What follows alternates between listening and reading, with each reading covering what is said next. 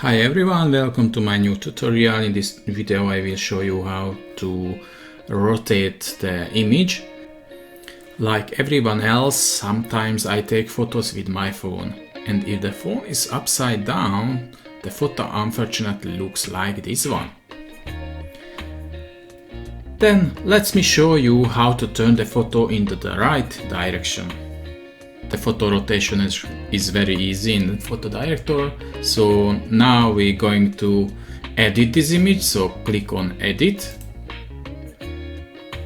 On the right side, here is an icon for rotation. This is a list box. There is a type of rotation. We choose the left rotation with 90 degrees. It is rotated and click again, and our image is correctly positioned. Now you can save this photo using the File menu, Save as New Photo File. Thanks for watching.